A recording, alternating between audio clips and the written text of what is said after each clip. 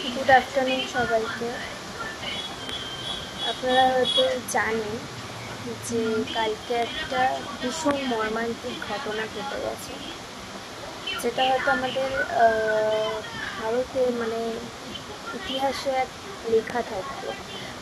এত বড় plane crush, যাতে এত এত মানুষ মারা গেছে। প্লেনের ভেতর এতজন ছিল, 242 জন মতো।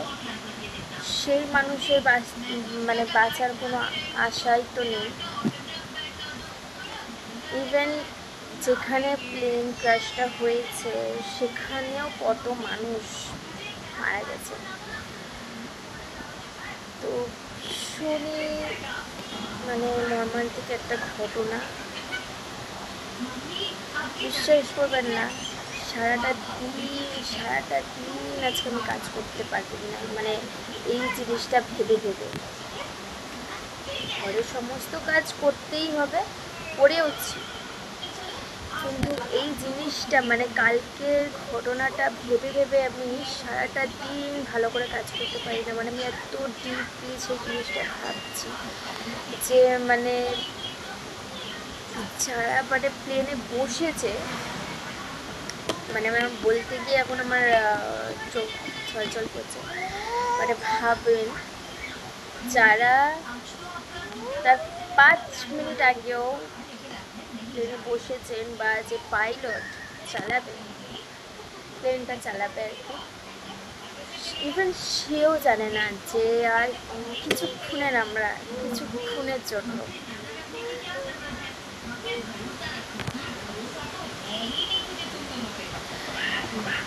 বাস অ্যাক্সিডেন্ট হয়, বাইক অ্যাক্সিডেন্ট হয়, সেগুলোও ভীষণ খারাপ লাগে, ভীষণ মর্মান্তিক।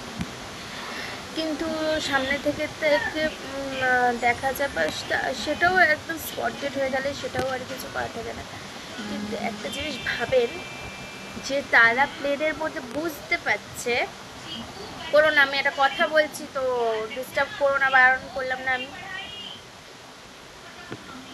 যারা ধরেন প্লেনের মধ্যে বুঝতে পারছে যে আমি হয়তো আর নেই, এই যে 5টা মিনিটের মধ্যে যে ধ্বংস, সেই করো না, আমাকে একটা কথা বলতে দাও। সেই 5টা মিনিটের মধ্যে যে তারা চিরতরে বিলীন হয়ে যাবে, সেই যে 5টা মিনিট তারা কি বুঝতে পারছে না? তারা যখন প্লেনটা টেক অফ করলো